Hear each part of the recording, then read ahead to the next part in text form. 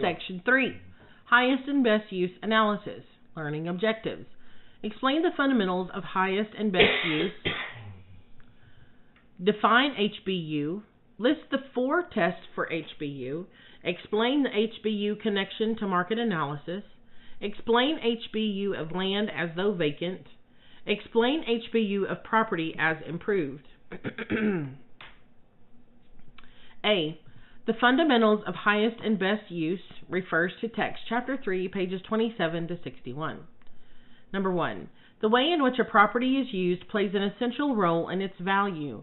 In all valuation assignments, the opinions of value must be based on use.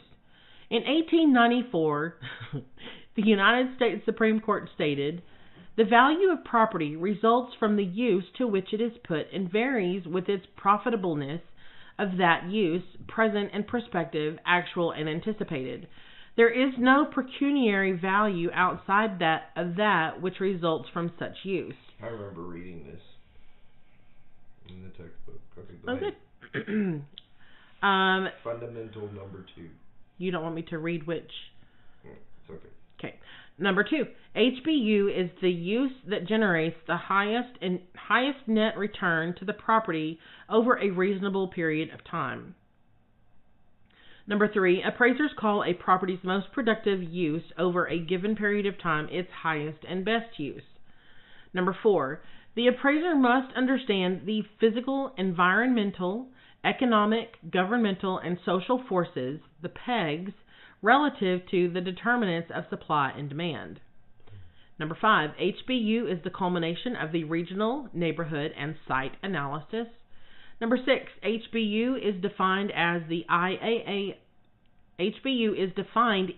IAAO text, page 32, the reasonably probable and legal use of vacant land or an improved property which is physically possible, appropriately supported, financially feasible, and that results in the highest value. Number 7, this is a 4-pronged test for the HBU conclusion that must be supported by the following 4 criteria. A. Physical possibility, legal permissibility, financial feasibility, and maximum productivity. Number 8, 2 forms of HBU analysis. HBU as though vacant. 1, disregards any current improvements on the land. 2, which land use would maximize land value. B, HBU is currently improved. 1, is the current land use most profitable to the owner? And 2, should current improvements be kept or raised?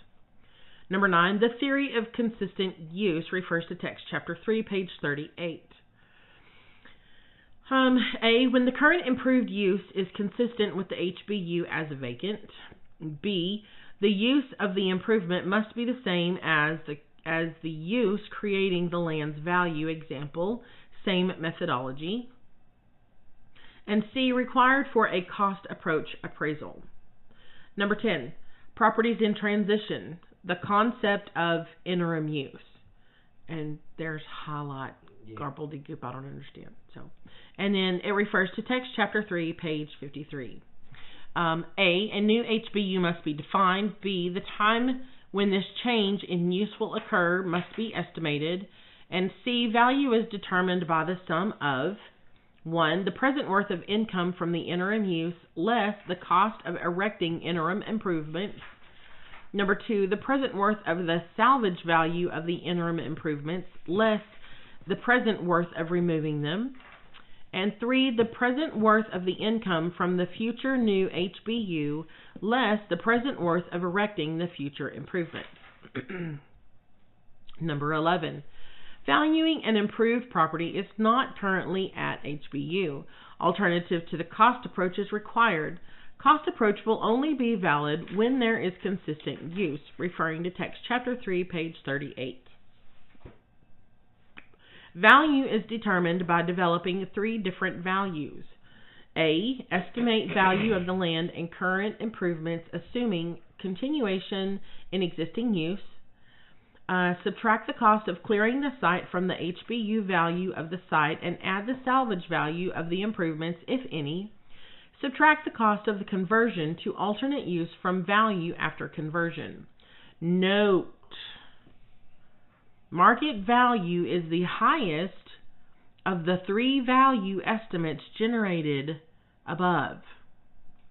End note. B. Basic appraisal principles. Refers to text chapter 2, pages 15 to 21. Number 1, principle of anticipation. Future. The value is the present worth of expected future benefits related to the principle of change. Actually, that should be B. The second part of that is related to the principle of change. It's not all one sentence like I read it. It's okay if you read that as all one sentence. Okay, I didn't know. Yeah. So number 2, principle of balance. Complementary uses. So A, for specific properties, value is maximized when the size and type of improvements are proportional to each other as well as to the land. B, for neighborhoods, value is maximized when the uses of land are perfectly complementary. Number 3, principle of change, or constantly? No. Okay. A, value is never constant because physical, economic, social, and government forces are always changing. B, related to the principle of anticipation. Number 4, principle of competition. Attracts buyers and sellers. So, principle of competition.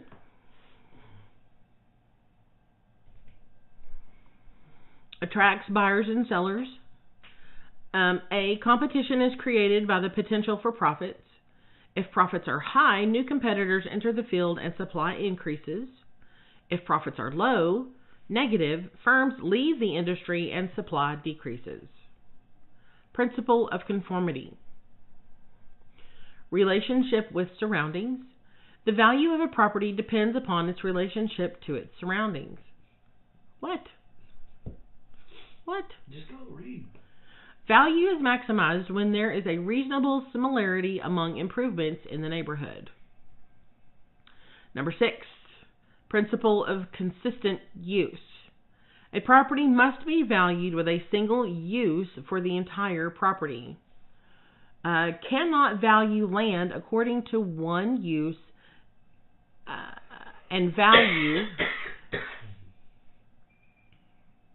cannot value land according to one use and value the improvements based upon another use. Correct. Number 7, principle of contribution. Swimming pools. That is not a contribution, just saying. Yeah, it does. It does contribute. They're a headache and a nightmare. Oh. Anyways, the value of a component of property depends upon its contribution to the value of the whole property. The cost of an improvement does not necessarily equal the value the component adds to the property. Number 8, principle of increasing and decreasing returns. The agents in production are land, labor, capital, and management coordination.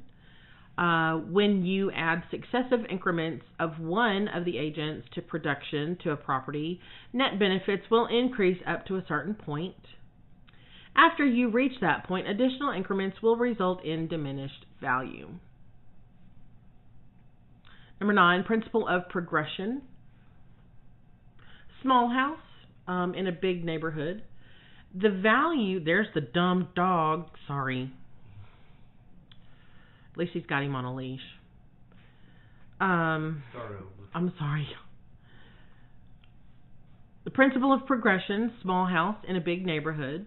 The value of a lower priced property is increased by association with better properties of the same type, and related to the principle of conformity. Principle of regression.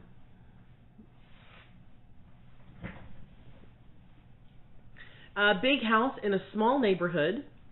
The value of a better quality property is decreased by association with lower quality properties in the same area.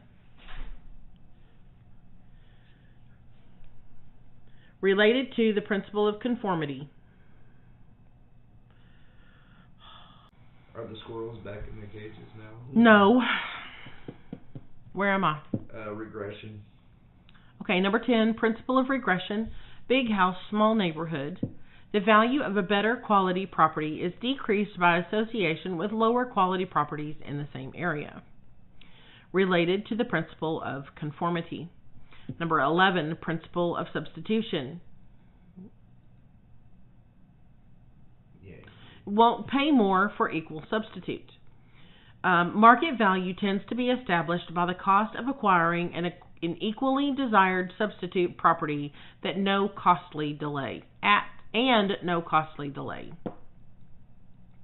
Underlies each of these approaches to value. Underlies each of the three approaches to value. Of the three approaches to value. Number 12, principle of supply and demand. It refers to text chapter 2, pages 20 through 25. Four determinants of supply. 1, cost of production, cost of raw materials, labor, technology, financing costs, interest rates. Number 2, price of other goods. Number 3, entrepreneurs' expectations. Number 4, number of sellers in the market.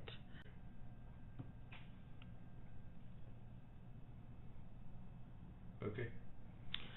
B, 5 factors that influence demand: consumer tastes and preferences, consumer income, price of related commodities, consumer expectations, the price of the commodity. C, changes in supply. Shift in supply occurs when the basic relationship of price and quantity changes. Number 2, changes in the quantity supplied results when the price of the good changes. D, changes in demand. Shift in demand occurs when the basic relationship of price and quantity changes. Number 2, change in the quantity demanded results only when the price of the good changes. Number 13, principle of surplus productivity. Income earned by the land.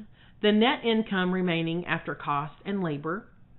Management and capital have been paid off.